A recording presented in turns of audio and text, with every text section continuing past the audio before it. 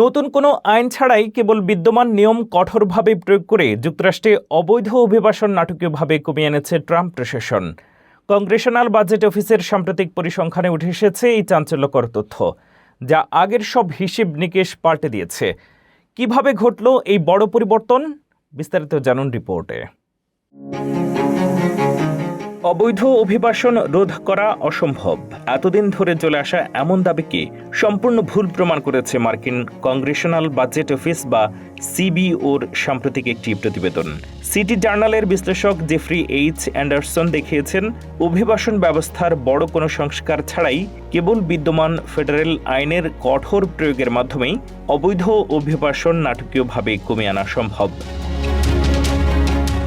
President Donald Trump ক্ষমতা গ্রহণের ঠিক আগে সিবিও অনুমান করেছিল যে 2025 সালের মধ্যে মার্কিন যুক্তরাষ্ট্রে অবৈধ অভিবাসীর সংখ্যা প্রায় 11 লাখ বৃদ্ধি পাবে। তবে ট্রাম্প প্রশাসনের নতুন নীতিমালার কারণে সিবিওর সেই পূর্বাভাস পুরোপুরি সংশোধন করেছে।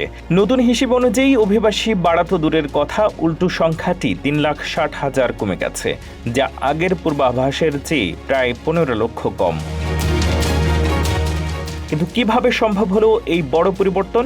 সিবিওর মতে এর পেছনে রয়েছে ট্রাম্পের কঠোর ইমিগ্রেশন পলিসি। বিশেষ করে আশ্রয় প্রার্থীদের যুক্তরাষ্ট্রে প্রবেশের অনুমতি না দিয়ে নিজ দেশে থেকে আবেদন করার নিয়মটি বড় ভূমিকা রেখেছে।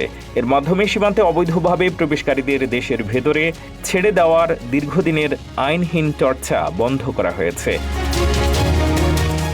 হোয়াইট হাউস এবং মূলধারার সংবাদ মাধ্যমগুলো দাবি ভুল প্রমাণ করে এই পরিসংখ্যান দেখিয়েছে যে সংকটের সমাধানের জন্য নতুন কোনো আইনের প্রয়োজন ছিল না। কেবল খাতায় কলমে থাকা বিদ্যমান আইনগুলো সঠিক ও কঠোর বাস্তবায়নই যুক্তরাষ্ট্রের অভিবাসন চিত্রে এই অবিশ্বাস্য পরিবর্তন এনে দিয়েছে।